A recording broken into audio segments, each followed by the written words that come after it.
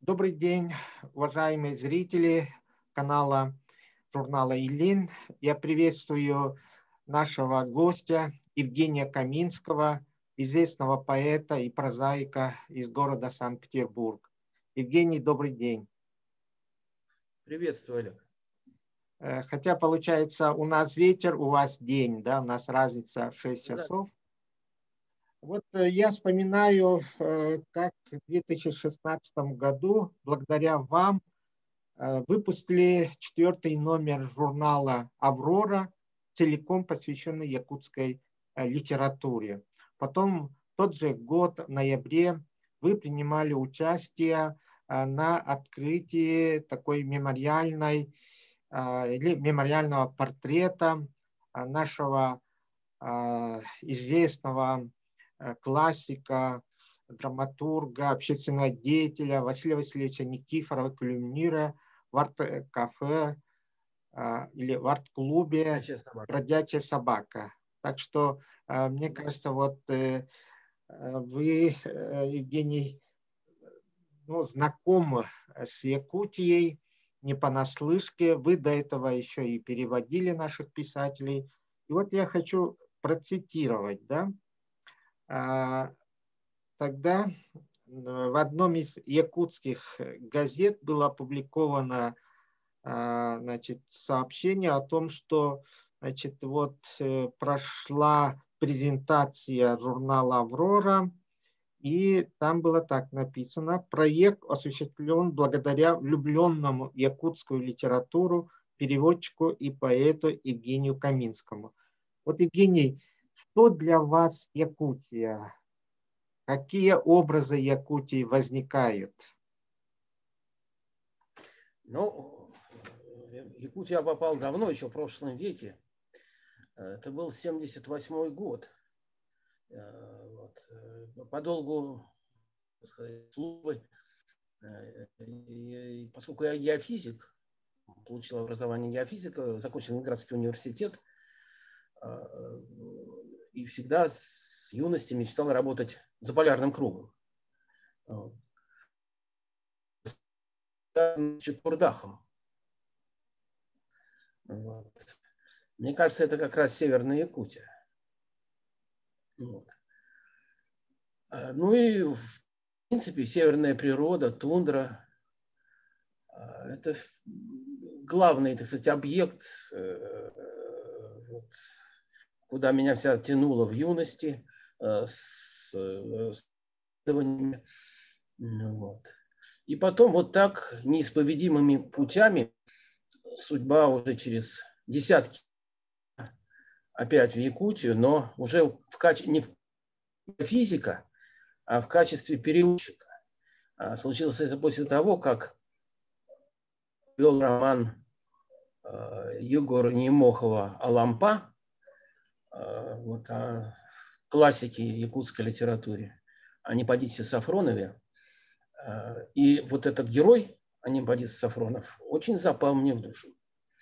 Я поставил вот перед собой цель перевести основные произведения, поэтические произведения Неподиса Ивановича на русский язык, но так перевести, чтобы это было интересно русскому читателю, чтобы это была поэзия. Вот как Алампа поэт для якутов, так он должен был стать поэтом и для русского читателя.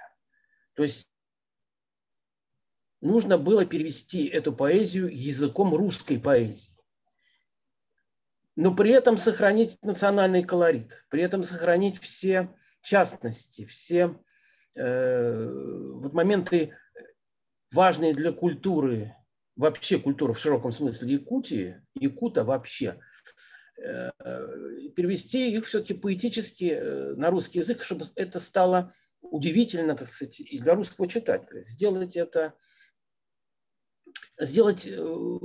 вот эту поэзию якутскую, ввести ее как бы в обиход русского читателя. Мне кажется, это удалось в первую очередь с поэмой «Письмо отцу». Потому что ее переиздали 8 раз. разных, так сказать, разные издания. И самое интересное, что ее с русского перевели, значит, на таджикский.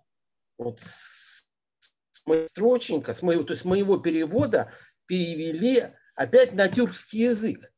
Но если якутский язык это древнетюркский, то в данном случае получилась вот такая комбинация. Сначала с древнетюркского на русский, а потом с русского опять на тюркский.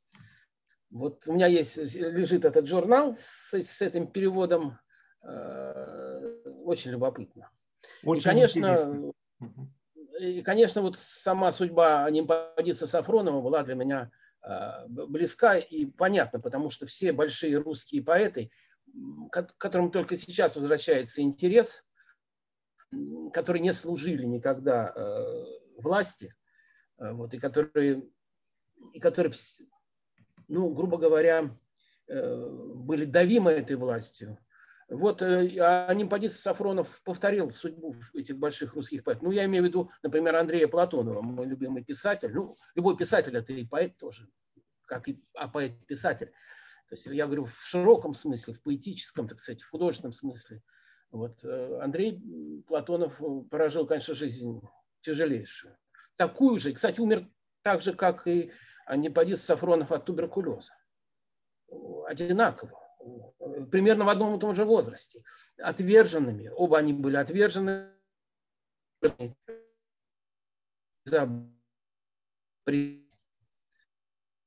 меня было очень важно и ценно перевести Алампа, эту поэму «Письмо отцу». Да, Евгений, мы очень благодарны именно за перевод произведения Алампа, потому что на самом деле вы таким образом продвигаете якутскую литературу, классику якутской литературы именно для русскоязычного читателя, не только для определенного, ну скажем, нашего якутского, да, и через русский язык именно вот с произведением Алампа знакомиться не только русские, но и вот очень правильно сказали, да, и читателей Средней Азии, ну и всего бывшего СССР, как говорится. Я бы уточнил, что я все-таки здесь за справедливость, потому что я воспитывался в советское время, где вот у нас всегда все было по справедливости, это был главный принцип воспитания жизни. Несправедливо, когда такой поэт, как Нимпадис Иванович Сафронов, неизвестен русскому читателю. Это несправедливо. Потому что, по крайней мере, даже своей судьбой он заслуживает того, чтобы о нем знали. Потому что просто так Господь Бог не дает судьбу такую тяжелую. Он дает только избранным. Кого люблю, того наказываю. Кого люблю, из того я делаю художника посредством вот такой жизни, вот таких испытаний, страданий. Он делает из художника, вот он, тот, который там, он делает для себя инструмент, через который потом выдувает те мысли и те мелодии, которые необходимы человеку. Он так полагает, что нужно человеку вот это. А кто? Через кого я могу это сделать? Ну, вот через такого, как Алампа. Через такого, как Алампа, я могу это сделать. Он делает тогда этого Алампа. Как делает? Вот путем страданий ссылает его, голгофским путем. И потом этот страдалец пишет свое письмо отцу. Моя задача, я это все понял, вот эту всю трагедию большого художника, и с ним трагедию народа. Это самая главная задача. Просто познакомить русского читателя с новым поэтом, а ввести этого в это поле поэзии русской, потому что это такая большая поляна, я всегда говорю, поэзия, где каждый цветок ценен. И даже тот цветок, который имеет зеленый цвет, он тоже ценен. Без маленького цветочка огромная поляна будет неполной. И если мы упустим Лампа или Кулаковского, если их не будет на этой поляне, поляна будет неполной. А задумана эта поляна во всей полноте, она должна быть во всей полноте представлена человек, который интересуется культурой, вообще, который эту культуру потребляет, чтобы оставаться человеком. Потому что без культуры нет человека. Человек без культуры просто зверь. Зверь, хорошо одетый, может быть образованный, но зверь, и не более того. Вот, Евгений, у нас немножко звук подвисает, но в любом случае мы, думаем, продолжим наш разговор, да, потому что это очень интересная тема вы затронули. Вот вы работаете в журнале «Звезда», и журнал очень много значит в целом для российской, для русской литературы, да, вот, Евгений, вот как вы бы оценили сегодняшнюю роль вот толстых литературных журналов вот, в русской культуре, в российской, потому что это такая традиция, которая была заложена еще в XIX веке, да, и продолжалась в XX. Но вот в XXI веке оно как-то уже меняется, вот, их существование очень сложно. Вот как сейчас поживает ваш журнал? Ну, сейчас сложная ситуация. Есть журналы, не буду их называть, которые могут продолжать жить за счет аренды собственных помещений. Вот, скажем, у журнала там «Особняк». И он часть помещений может сдавать в аренду и более-менее жить. Я не хочу сказать, что это там, вина этого журнала. Да это благо для журнала, потому что журнал должен как-то выпускать бумажный тираж, а все идет к тому, что эти бумажные тиражи сокращаются. Сокращаются потому, что журнал можно читать в сети, в интернете. И это ничего не стоит. Но для того, чтобы журнал функционировал, нужны деньги. Правда? Да, конечно. Ну вот, чтобы издавать бумажные варианты этого журнала, ну пускай там не 100 тысяч, как раньше было, или как журнал «Аврора», когда я в нем впервые публиковался, он издавался тиражом 1 400 000. Вот. Теперь 2000 – это, вот, можно сказать, очень большой тираж для журнала. И, конечно, журнал поддерживает всевозможные, кстати, государственные программы, но они немножко всегда сужают рамки возможностей журнала. Например, Министерство культуры дает, или Комитет по печати дает деньги на вот, программу, скажем, ну, будем так говорить, толерантности в обществе. И вот нужно, например, 400 полос за год посвятить этой теме. Или 600 полос. И тогда комитет выплатит вам 400 или 600 тысяч рублей. А бюджет, например, журнала «Звезда» месячный 450 тысяч рублей. В один месяц. Да, это значит производство журнала. Зарплата очень незначительная, я вам могу даже озвучить. Например, моя зарплата 15 тысяч. Вот такая зарплата, да. Вот. Совсем небольшая. Ну, это вот реалии нашего времени. Нет, зарплата очень небольшая, и она скорее символичная. Но журнал и все люди, которые работают в журнале, они это понимают. И работают в журнале ради журнала, чтобы журнал был. Потому что вот это поле литературы журнальной, оно все время сокращается. Вот, сокращается. И, вероятно, вы правы, скоро сойдет на нет. Ну, такие тенденции. Это при всем при том, что именно журнальная литература, она является срез современной литературы, вот сиюминутный. Вот что сейчас существует в литературе хорошего, мы не берем массовые издания там всяких романчиков, всяких вот обрезанных и прочее. Мы берем настоящую литературу, ту, которая вышла, грубо говоря, из гоголевской шинели. Мы эту берем литературу. Большую русскую литературу, может быть, она сейчас не такая большая, как была когда-то, скажем, в 19-м, начале 20-го, еще есть. И вот эту литературу представляют журналы, десяток, 15 журналов, может быть, которые еще остались, ну, приличных журналов, которые присутствуют в журнальном зале.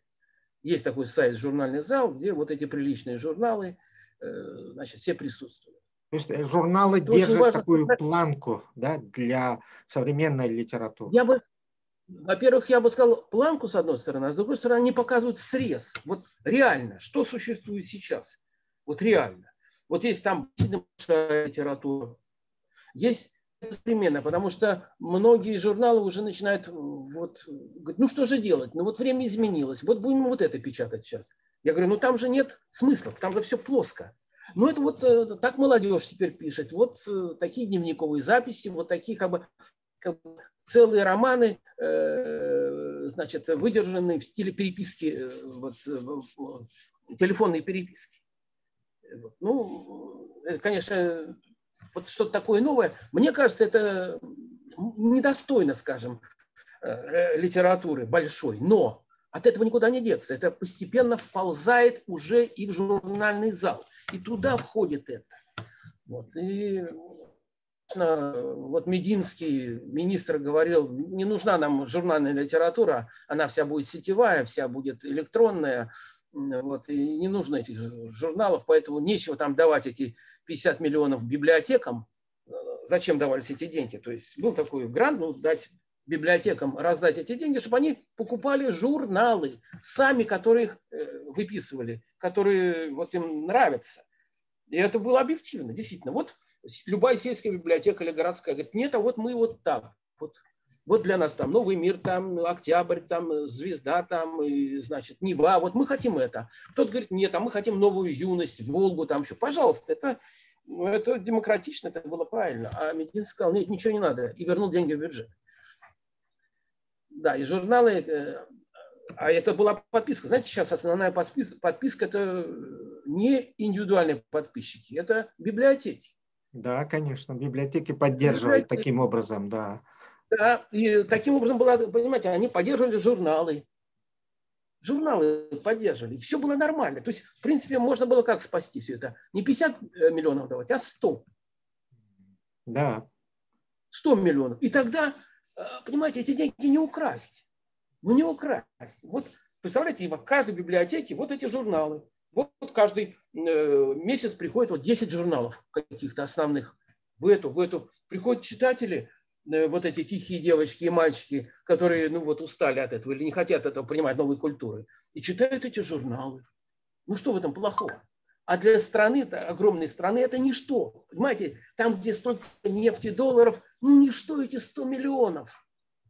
Ничто. Зато слово, вот это вот, то, чем жила Россия в конце 19 века, всю вторую половину, это вот это слово, вот это журнальное слово, журнальная литература, это Толстой, Достоевский, Гоголь, Пушкин. Понимаете, вот это все.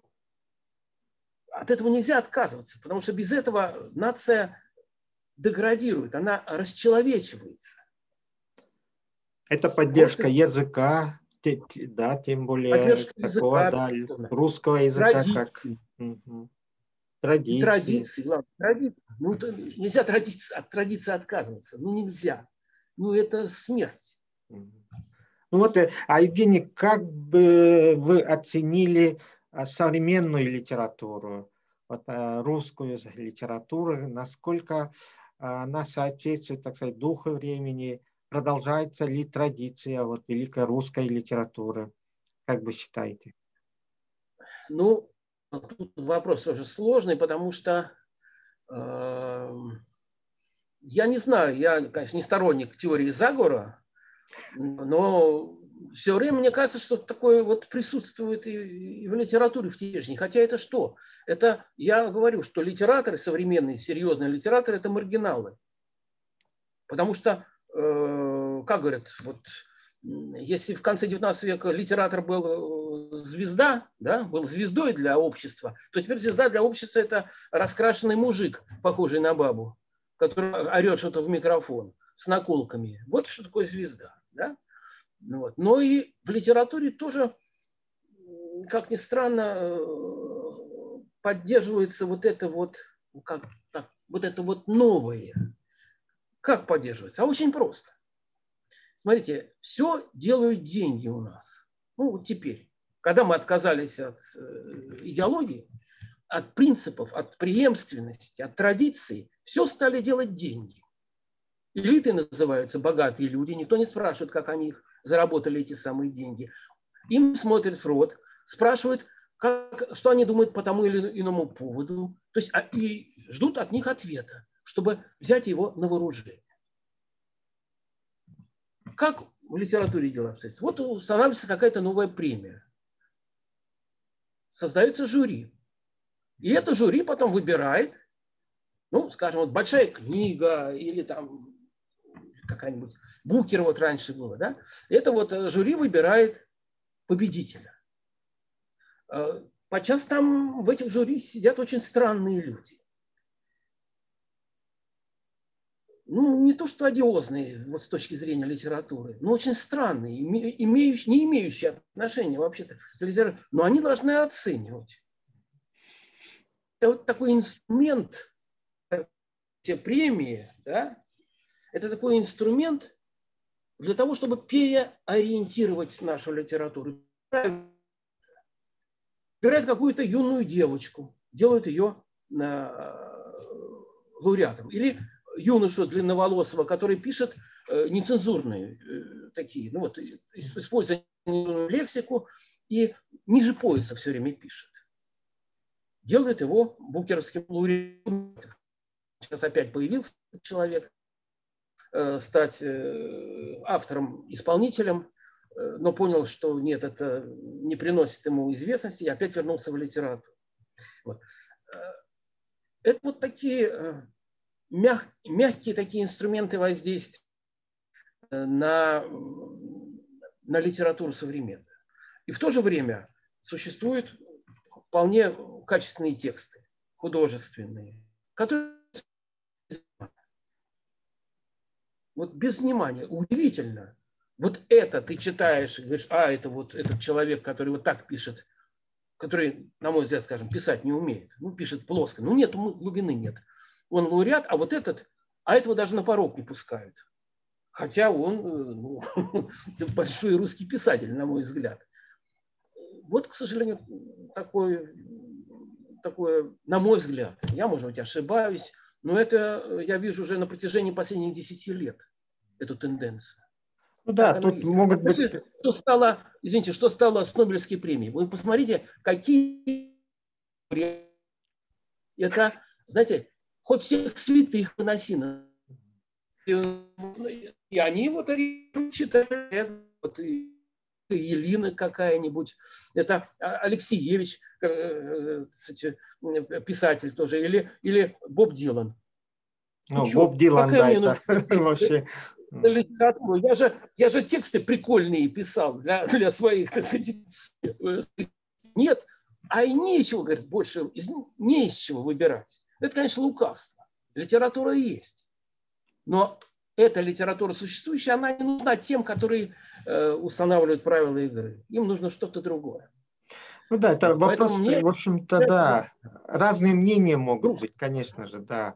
Потому что спорят, вот, нужны ли вообще вот такие премии, да, и спорят о лауреатах. Да, вот Боб Дилан, это, конечно, это буквально, по-моему, всех удивило, да, вот это вручение. Нет, и его в первую очередь. Его самого. В первую очередь. Да.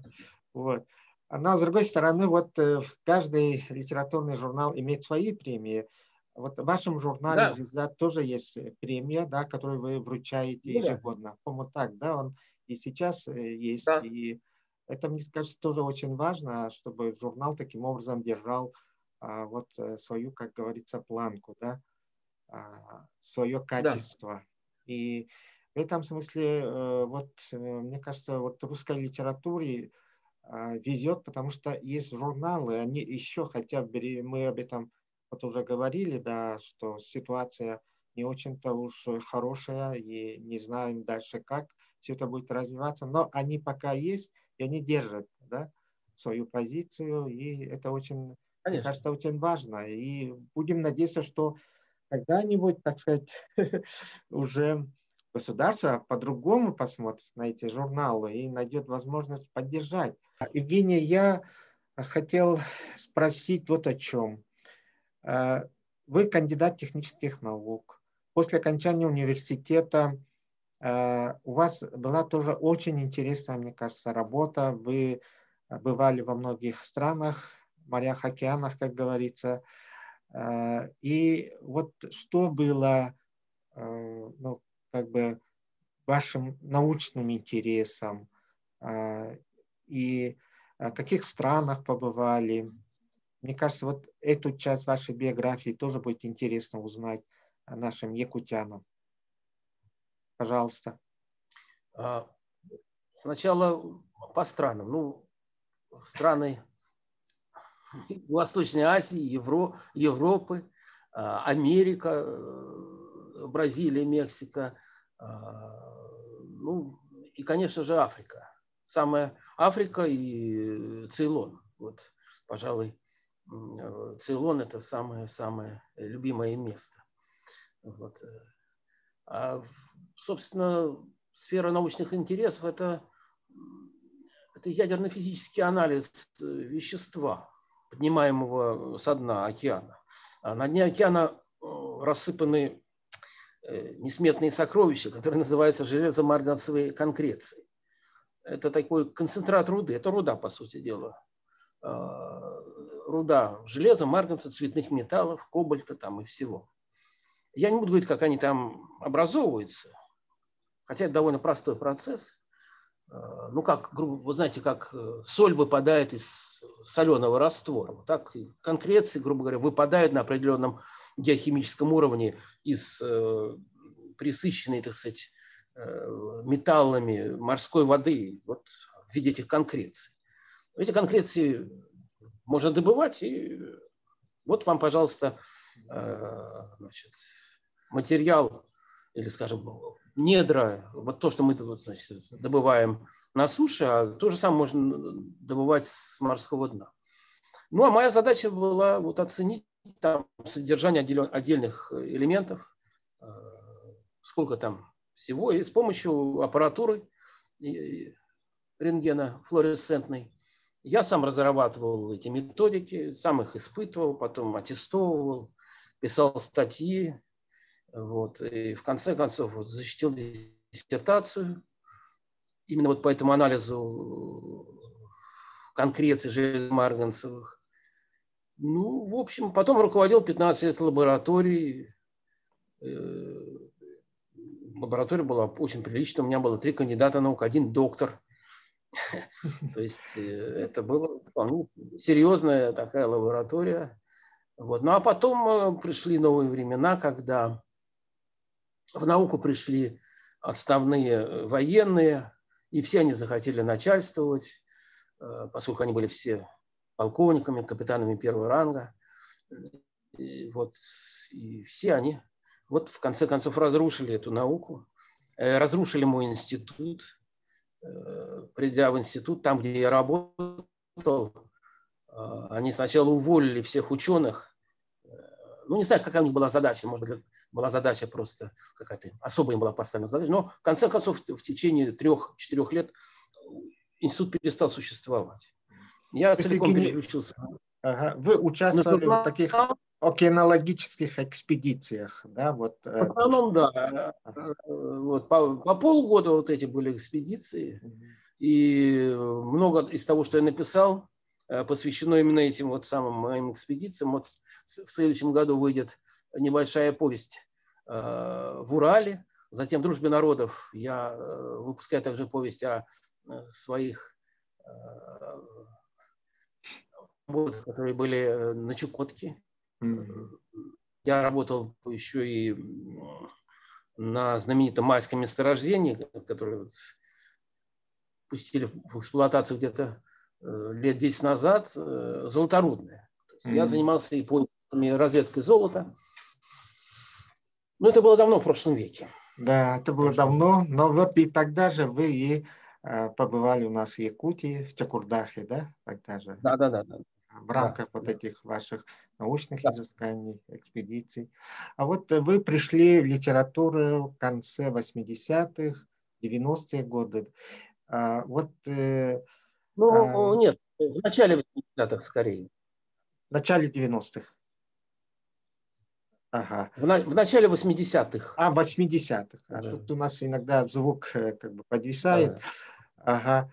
Вот что было для вас интересным? Почему вы решили все-таки посвятить себя литературе? Что вас тянуло к творчеству? Вот наука тоже ведь творчество. Наука, да? Но там ты очень зависим от коллектива. Если ты не физик-теоретик, а физик-экспериментатор или прикладной физик, то ты зависишь от целого коллектива. Если кто-то один из этого коллектива дает сбой, ну это как команда, да? Вот вратарь пропустил гол нелепый, и все, команда проиграла. Конечно, мне всегда хотелось делать что-то такое, чтобы я за все отвечал. Если вот ты это сделал, ну плохо, это ты отвечаешь за это. Потому что если команда делает что-то хорошо или плохо, вот особенно плохо, то начинает всегда искать виновного. Вот это мне никогда не нравилось. Все эти разборки, все эти собрания, все эти отчеты, оправдывания. Зачем? А литература – это чистое творчество. И это была такая самореализация, да, возможность себя, свое проявить. Да, литература, твоя литература – это то, что ты есть на самом деле. Вот если ты пустой внутри, ты ничего и не дашь. То есть ты можешь прекрасно владеть словом, слогом, ты можешь пытаться всех обмануть, ты можешь прочитать всех философов, Кierkegaard, Ницше, и выдавать их мысли за свои. Но ничего не выйдет. Если ты внутри пустой, весь твой текст будет, в конце концов, пустым, пустышкой. И поэтому это такой рыцарский поступок, мне кажется. Вот ты выходишь на это литературное поле, вот ты один, никто тебе не поможет. Вот ты сам, что у тебя есть внутри, ты несешь на это поле. Вот многие говорят, а что такое новизна в литературе?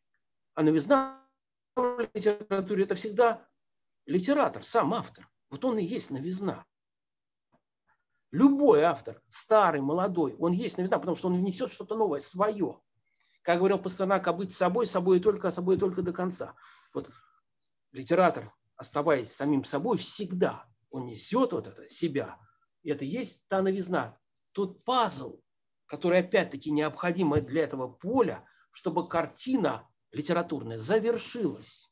И без него, без этого вот маленького, среднего какого-то писателя не будет полноты. Он должен быть на этой поляне, на этой карте, должен. И поэтому раньше-то вот в советское время не такое было отношение все-таки. При всех задвигах, при всех измах того времени все-таки была довольно приличная поляна. Там было много всего разного. Теперешняя поляна не такая. Я вам точно могу сказать, абсолютно не такая. Она уродливая, довольно уродливая, к сожалению. Ну вот творческая свобода. Вот иногда говорят, что в советское время вот как раз здесь писатели, творческие люди натыкались на какие-то вот идеологические догмы, преграды какие-то. А сейчас же этого нету, но есть уже другие, да, как бы преграды. Абсолютно другие догмы и преграды. Если ты не либерал, если ты не толерантный, разве это не те же самые догмы и преграды? Если ты пишешь в своих произведениях слово «негр» или «черный», ну, понимаете, все то же самое. Но что было ценное в советское время и в любое время гонений, что ценно, что вообще ценно для художника? Это преграды, это узкие рамки, это невозможность сказать то впрямую, что ты хочешь. Значит, ищи другой язык, Эзопов. Это вот эти узкие рамки, которые заставляют художника найти новые пути. Именно узкие рамки. Именно узкий путь. Не широкая дорога, которая известно куда ведет. Да? В ад ведет она. А узкий путь позволяет художнику взойти на вершину. Потому что путь на вершину всегда узкий и трудный. Через А путь в тернии. погибель всегда широкий и легко, и легкий. Понимаете? Поэтому я считаю, что это прекрасно, это было замечательно. Цензурные рамки, ограничения. Великолепно и прекрасно. Сняли рамки, и что? И что? Где эти гении кумулятивного снаряда, который прожигает толстую броню? И что такое взрыв просто, грубо говоря, мешок с этой селитрой взрывается? Это хлопок. Литературное творчество – это кумулятивный взрыв, понимаете? Это направленный, узконаправленный. Это большая концентрация, понимаете, в нужном направлении, в одном.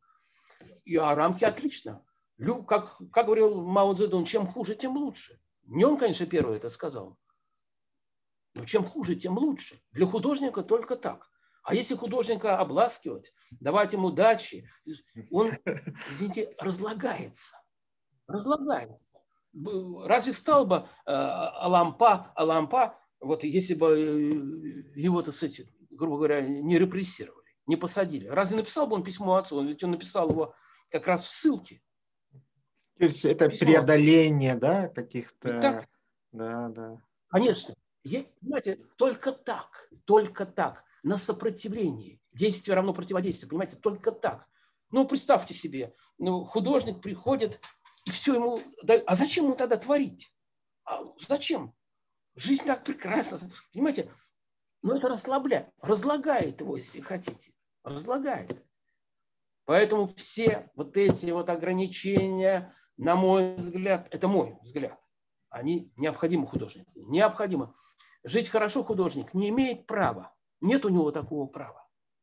У него только один путь. Понимаете? Да. Только один путь. Путь лишений, путь страданий. И тогда он останется навсегда. А вот эта пена, она полопается. Все вот эти мальчики, вот эти вот московские, вот эти вот обласканные, успешные, это пена. Понимаете, пена. Потому что там ничего нет, кроме хохмы. Понимаете, вот это остроумие, блещущее, брыжущее остроумие, это ведь ничто. А где мысль? А где глубина? А где заныривание в суть человеческую? Нету. Есть только констатация чего-то. Время рассказы расставить. Анекдотов каких-то. Да, Евгений, время расставит. К сожалению, только так и будет. Только время. Только любой продукт литературный должен отлежаться во времени. И посмотрим тогда, тленное это слово или нетленное. Нетленное останется, а тленное пропадет. А вот, Евгений, для писателя что важно? Его внутреннее убеждение, какая-то идеология, да, или же следование каким-то принципам. Вот что важно для писателя, на ваш взгляд, в таком случае, для современного писателя? Я не знаю, слово идеология я бы убрал его, а убеждение, исследование принципам, это необходимо. Но это малая часть. Важнее, может быть, другое. Важнее понять что Творец тебя к этому призвал. Наконец, поверить в это. Ведь всякий начинающий еще не знает, увлечение это, ради чего он это делает. И только когда ты ощущаешь, что, наверное, тебя на это и призвали, и происходит такой удивительный момент. Я всегда смотрю на этих людей, я многих знаю, которые всю жизнь соревновались, кто больше денег заработает. Есть такие люди. Одни успешные, вторые менее успешные, пропавшие, одни ставшие, буквально миллиардерами. Я был в такой компании еще в университете. Те люди, с которыми я был на сборах спортивных, теперь олигархи. Но все это было, знаете, от чего? От того, что вот тот дар, который им дан, они не смогли реализовать или отказались от него. Потому что человек, когда находит, понимает, к чему он призван на земле, ему уже не нужно ничего, ни денег, даже славы не нужно. Знаете, это такой довольно болезненный момент, но даже этого не надо. Ему важно выполнить миссию. Потому что только за это с него и будут спрашивать. Если там, конечно, будут спрашивать. Все уходит на второй план. На второй план. А особенно деньги. И вот если человек озабочен вот этим моментом, мне всегда его жаль. Ну, а вот тот, у которого глаза горят и который делает дело, знаете, в советское время были такие.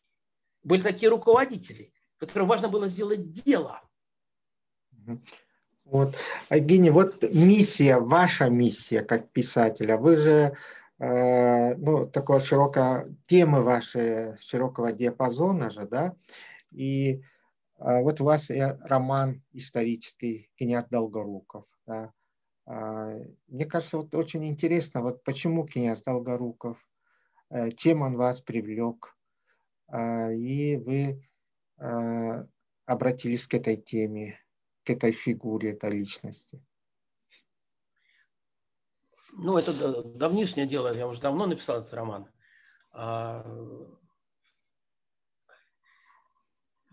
Вообще не столько он, сколько вот такой архетип, что ли, человека. Человек, который служит, да? Человек долго. При этом, при всем он остается обыкновенным живым человеком со своими страстями и прочим. Вот. Но я там исследовал другой момент. Мне все-таки было важно вот понять в контексте нашего разговора, вот к чему призван человек. Этот человек был призван умереть. Вот умереть. Как брат умер. Вот они. Ну, а в чем дело? Ну, да потому что они участвовали в убийстве Павла I. Оба брата были цареубийцами. Они были цареубийцы. Понимаете, хотелось проследить вот этот момент. Если бы я сейчас писал этот роман, он был бы еще глубже. Туда можно было погружаться. Потому что, несмотря на свой молодой возраст, ему было 28 лет, когда он погиб. Вот. Он уже понимал. Ведь они, вот эти люди, их разрывало пополам. С одной стороны, идея либерализма, да, которая уже, значит, витали в воздухе, значит, среди аристократии. И с другой стороны, грубо говоря, вот эта традиционная вера в Бога. Вера в Бога, понимаете? Вот это дьявол и Бог столкнулись в душе князя Долгорукова. Вот это самое интересное. Вот над этим надо, вот если бы я сейчас писал еще раз этот роман, я бы вот об этом написал роман. Да, это интересно, вот, коллизия такая. К чему восходил всегда Достоевский. Достоевский, только это его интересовало. Почему он велик? Он не такой блестящий стилист, как Толстой. Совсем нет. Но вот это напряженное внимание вот к этой борьбе в человеке Бога и дьявола, и когда каждый день, каждую минуту человек выбирает, за кем ему пойти, за Богом или за дьяволом, какой шаг сделать. Вот это самое интересное. Достоевский это... А вот, Евгений, вы кого из классиков назвали бы своими литературными учителями? Ну, это, конечно, Толстой. Конечно, Лев Николаевич Толстой. Не было больше писателей, не будет никогда. Можно, кстати, скептически относиться к его там, вот как раз идеологии, возьмем ее, конечно, в кавычки, к его Евангелиям, к его ощущению себя чуть ли не знаю, не Богом на земле. Это одно. Но как писатель он не превзойден никем. Не было ни в одной стране, ни в какие времена писателя большего. И не будет. И не будет. Есть, конечно, из любимых, это, конечно, Достоевский, Гоголь. Ну, а из современных Платонов. Добычин. Ну, Платон в большей степени.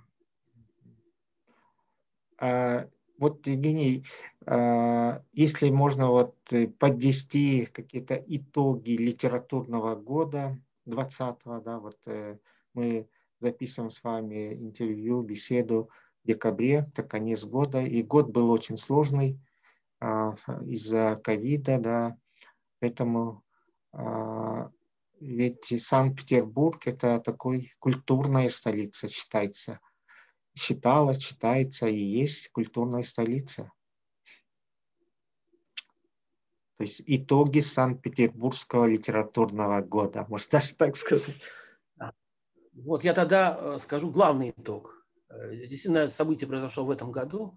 В этом году умер Владимир Иванович Михеев. Это такой русский писатель, живший в Челябинске. Я никогда его не видел. Но с 2005 года публиковал все его произведения, все, что он присылал. В этом году он умер. Вернее, не в этом году, он умер в прошлом году, в конце ноября. Но в этом году опубликовали его роман, который он написал последние 15 лет, «Содом». Во втором номере «Звезды» он напечатан, там же есть мое эссе, посвященное Михееву, его творчеству. Я считаю, что это самый главный литературный итог, потому что лучшего текста художественного не было в этом году нигде и не будет. Никто этого человека не знает. Понимаете? Но почитайте этот роман. Почитайте. Вот. Ко мне звонили люди, значит, литературоведы и критики. Откуда взялся он? Почему? Я говорю, а вы читаете не тех. Вы читаете тех, кого модно читать. А обязаны читать всех, чтобы никого не пропустить. Вот я всегда, когда работал в журнале, всегда у меня был главный принцип. Надо читать все. Хоть по страничке все, чтобы, не дай бог, никого не пропустить. Я не имею права пропустить подлинного, потому что столько неподлинного вокруг, столько этих пузырей вокруг. Он жил в Челябинске и публиковался вот в вашем журнале, да? И, может быть, тогда вкратце о нем. Он в юности еще публиковался и в нашем журнале. Вкратце о нем, что могу сказать? Вот небольшое эссе можно почитать. Оно вышло в том же втором номере «Звезды». Оно емкое, оно висит прямо, по-моему, на сайте журнала, открыто. Его можно почитать всякие.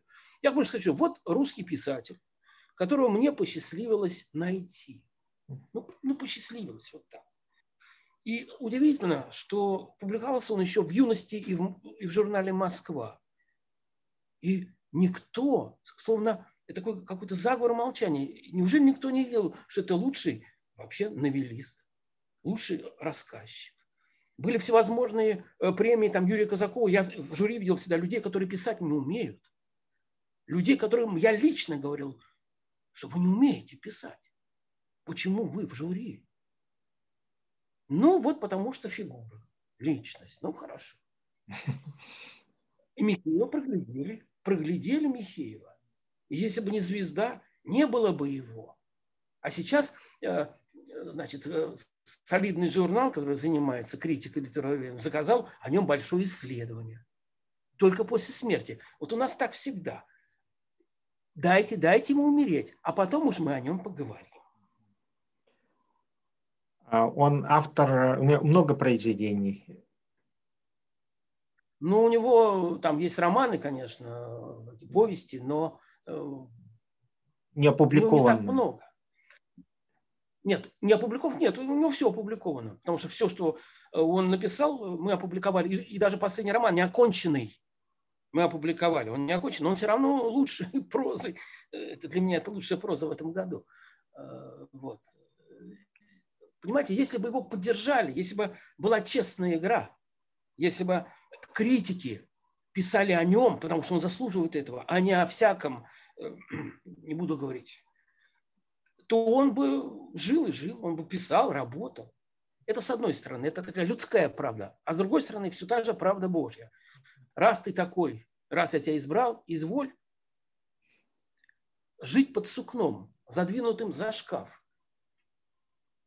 Вот так. А чем ты лучше Платонова, которого вот набрали его там, Саянов, когда был главным редактором «Звезды», уже пишет ему письмо, что вот я там, Андрея, все полагаю, что там в таком-то номере выйдет твоя повесть, а это же деньги. Тогда за это платили. Тогда на это они жили. Потом Саянова снимают из-за дела, так сказать, вот, Зощенко Ахматовой, выбрасывает, значит, повесть Платонова из журнала, значит, он денег не получает, у него туберкулез, открытая форма, сын его в 20 лет от туберкулеза умирает тоже, это мученик вообще, понимаете, и куда, ну вот, говорит, я спросил одного человека, знающего, а правда, что Андрей Платонов дворником работал? Ну, уже в зрелом возрасте, уже стариком, будучи, он, конечно, не был стариком, около 50 было в Литинституте. Да, правда. Да, правда. И вот эти признанные, так сказать, столпы идут утром с портфелями в институт читать лекции. И вот этот с метелкой гений. Вот он так в сторону отойдет, они, наверное, проходят, посмотрят на него. О, Андрей там, привет. Так устроен этот мир. Да. Ну, вот, значит, Евгений, это как бы тоже ваша миссия — открывать имена, рассказывать о них. И это миссия и вашего журнала «Звезда». Вот,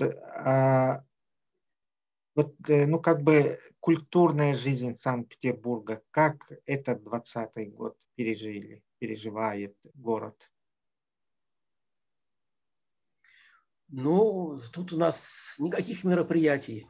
То есть вот эта жизнь литературная, я не знаю, как культурная, вот литературная жизнь, которая была, вот такие островки были. Но сейчас, поскольку все массовые мероприятия отменены, значит, все вот эти сходки литературные, и даже вот сами писатели за то, чтобы этого ничего не было, а теперь писатели сидят по своим кабинетам, и это, наверное, хорошо. Да. Потому что вот эта жизнь, она частенько отнимает вот эти силы, время на пустое. Потому что все эти встречи, презентации – это пустое. Потому что место поэта и писателя только за письменным столом. А лучше за шкафом, где его никто не видит, не слышит и не тревожит.